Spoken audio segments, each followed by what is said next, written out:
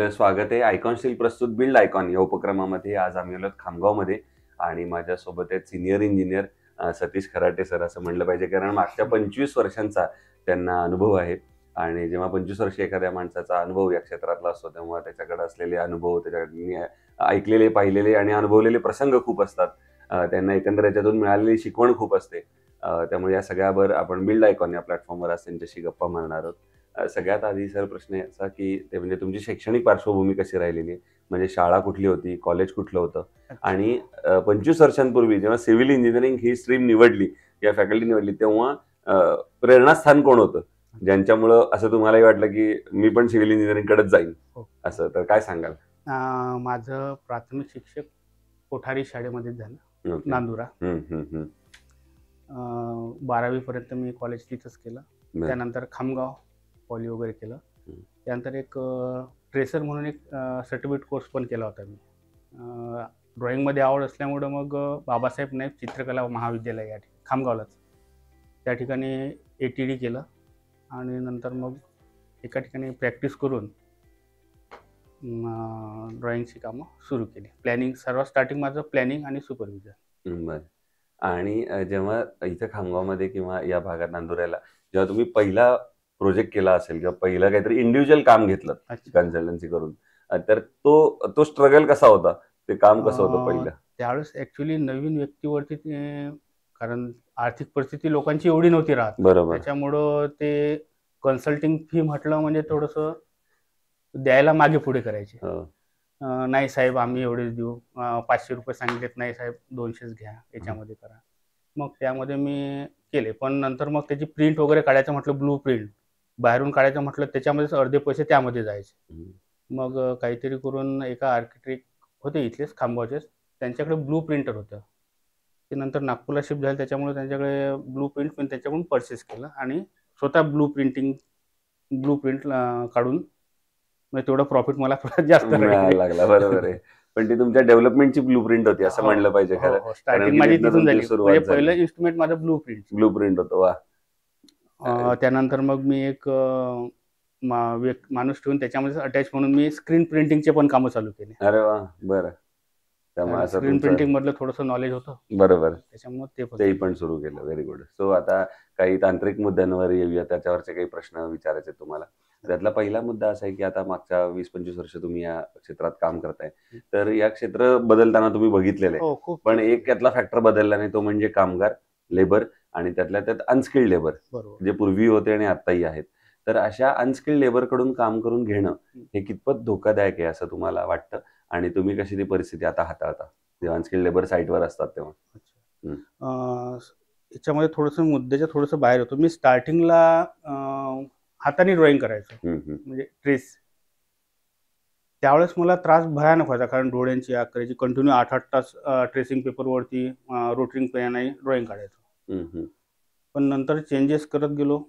एक इंजिनियर ठेवला ॲटोकॅडवरती ड्रॉइंग, कारण मला एवढं डीपमध्ये ॲटोकॅड येत नाही. त्याच्यामुळं म्हटलं आपण एखादा व्यक्ती ठेवूया ड्रॉइंग ॲटोकॅडसाठी. त्याच्याकडून काम करून मग प्लॅनिंगचे कामं वगैरे केले आणि साईडवरचे कामं मी स्वतः साईडवरती जायला लागलो. नंतर साईडवरती बरेचसे असे प्रॉब्लेम यायचे की ज्या ठिकाणी काय सांगता येईल त्याला, अनस्किल्ड जे लेबर तुम्ही आता जे म्हणाले, अनस्किल्ड लेबर, ते फक्त आपल्या काय शटरिंग करायची आहे, पण त्या ठिकाणी लाईन दोरीमध्ये नसायची, ओळंब्यात नसायची. मग त्याला आता लाईन दोरीमध्ये करणं, सरळ करणं, ते केल्यानंतरही नंतर व्हायब्रेटर मशीन लावायची, व्हायब्रेटर मशीनमध्ये ते फुलायचं. अशा वेळेस खूप त्रास व्हायचा. मग त्यावेळेस स्वतः माझा जो एक मिस्त्री यायचा त्याला मी स्वतः घेऊन फिरायचो की त्या ठिकाणी प्रॉब्लेम येऊ शकते, त्या ठिकाणी काहीतरी असा तो सगळा प्रवास होता. हा एकीकडे जेव्हा प्रवास होता तेव्हा दुसरा प्रवास असा होता की यातली तंत्रज्ञान सुद्धा बदलताना तुम्ही बघितलंय. म्हणजे आता जसं तुम्ही सुरुवातीला म्हणाल की ब्लू प्रिंटवर तुम्ही पहिले प्लॅन दिलेले आणि आज सॉफ्टवेअरच्या मदतीने माझ्या मते 1-2 तासात सुद्धा तुम्ही एखादा प्लॅन देऊ शकता. अशी एवढं तंत्रज्ञानाचा बदल आहे. तर तंत्रज्ञानाचा आता फायदा तुम्हाला रोजच्या ह्याच्यात कसा होतो, त्याबद्दल काय सांगाल? तंत्रज्ञानाचा फायदा म्हणजे भरपूर झालेला आहे. म्हणजे सॉफ्टवेअरच्या अँगलनं आणि मशिनरीच्या अँगलनं. आता मी एक सॉफ्टवेअर घेतलं एक 6 महिन्याच्या आधी. हम्म. बँगलोरचे आहेत. त्यांनी मला एक असं एक सॉफ्टवेअर दिलं. तुम्ही फक्त साईज टाका त्यावरती, प्लॉटची साईज टाका आणि किती बिल्टअप एरिया पाहिजे ते टाका. त्याप्रमाणे तुम्हाला प्लॅनिंग मिळेल. 4-5 प्लॅन येतील आणि 4-5 प्लॅन झाल्यानंतर तुम्हाला त्याचा व्ह्यू पण येईल. वा. ते आज व्ह्यू काढायला कमीत कमी 4 ते 5 तास तरी लागतात. तो व्ह्यू मला म्हणजे काही सेकंदात मिळतो आता. खरंय, एवढं तंत्रज्ञान बदललं. बरोबर. आणि आता तुम्ही कस्टमरलाही दाखवू शकता की ते असं दिसणार आहे. ऑप्शन देऊ शकतो. ऑप्शन देऊ शकतो. बरोबर. तुम्ही इतक्या वर्ष आता रेसिडेन्शियल मध्ये पण खूप काम केलेलं आहे आणि तुम्ही जसं म्हणलं तसं लोकांचं बजेट नसतं मग अशी, आणि फार कमी लोकांचं बजेट असतं. कन्सल्टन्सी सुद्धा फी देत नव्हते पूर्वी लोक.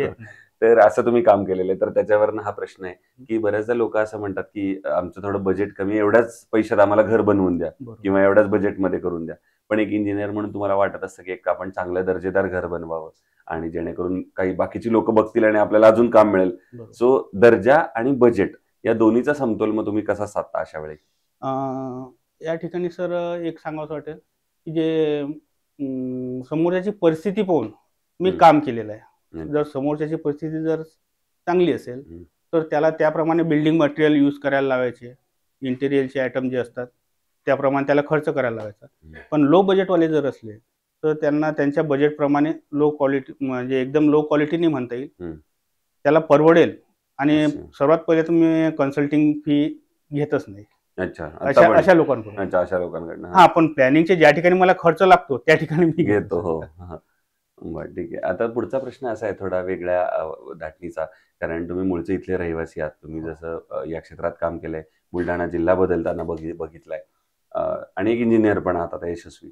या तिन्ही अँगलमधनं तुम्हाला या प्रश्नाचं उत्तर आम्हाला खरं तर अपेक्षित आहे. ते म्हणजे बुलढाणा जिल्ह्याच्या विकासाचं विजन असं जर विचारलं तर तुमच्या डोळ्यासमोर कुठले मुद्दे येतात ज्या मुद्द्यांवर एक इंजिनियर म्हणून आता असं तुम्हाला वाटतं की आता खरं काम करणं गरजेचं आहे, म्हणजे ही क्षेत्र आहेत ज्याच्यावर आता काहीतरी पावलं उचलली गेली पाहिजेत तर बुलढाणा जिल्ह्याचा सर्वांगीण विकास होईल, अशी क्षेत्र कुठली सांगता येतील का?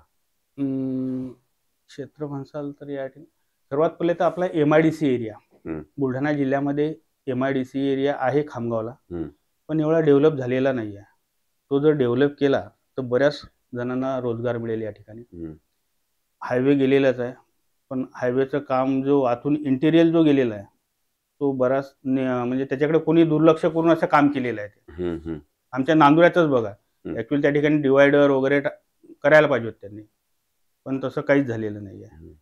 त्याच्यामध्ये जर त्यांनी काहीतरी गव्हर्नमेंटने जर काही केलं. तेच विचारणार होतो की मग शासन कशा प्रकारे मदत करू शकतो. त्यानंतर आमच्या नांदुऱ्यामध्ये दुसरा एक प्रॉब्लेम आहे फ्लायओव्हर ब्रिजचा. जळगाव गेटवरती एवढी ट्रॅफिक जाम होतो की ऍक्च्युली शाळेचा वेळ झालेली असते, मुलांची परीक्षा असते, पण गेट बंद असते. बऱ्याच जणांचे अर्धा एक तास पेपरला लेट जावं लागतं.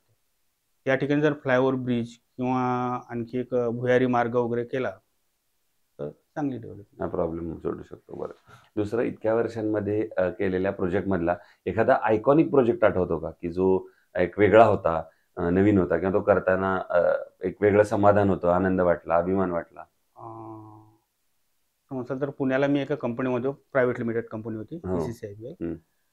त्या ठिकाणी मी 2 प्रोजेक्ट माझे असे होते. एक अभिरुची मॉल म्हणून सिंहगड रोडला आहे, आणि दुसरी उदयपूरला गेलो होतो. उदयपूरला ताज हॉटेल यांनी टायअप करून केलेली एक प्रॉपर्टी होती, त्यामध्ये रिसॉर्टचं काम होतं.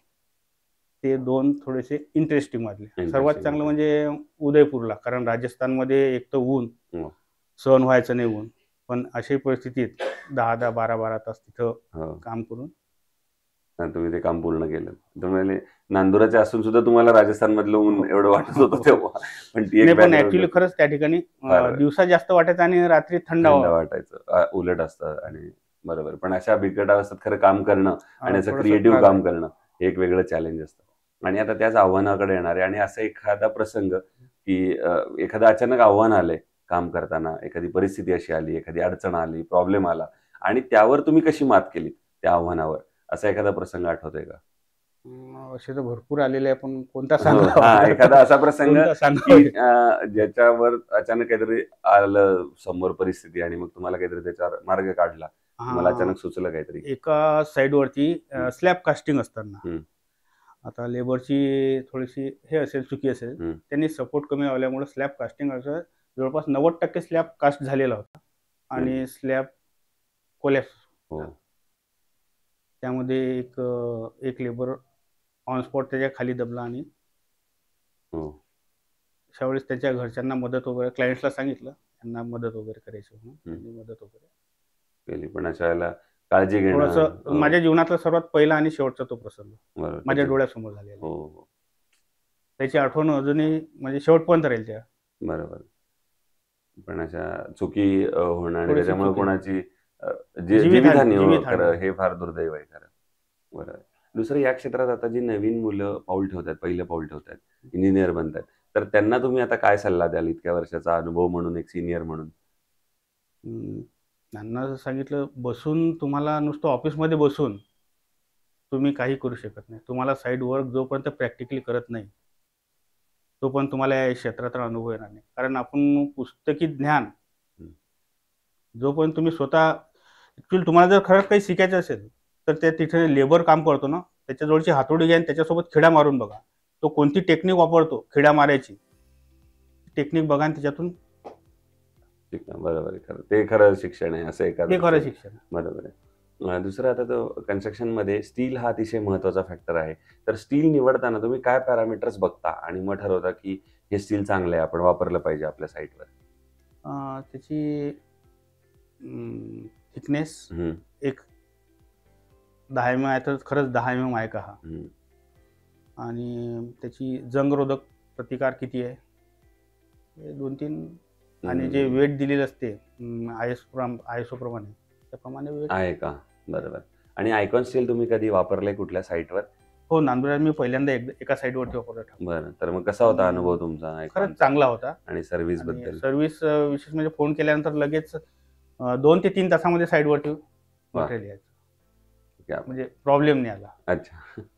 तर हे होते इंजिनियर सतीश खराटे सर, आणि त्यांनी त्यांचा अनुभव इतक्या सोप्या साध्या शब्दात सांगितला. खरं तर मी म्हटलं तसं 20-25 वर्षाचा अनुभव असतो तेव्हा तो काही मिनिटात सांगणं खरं अवघड असतं.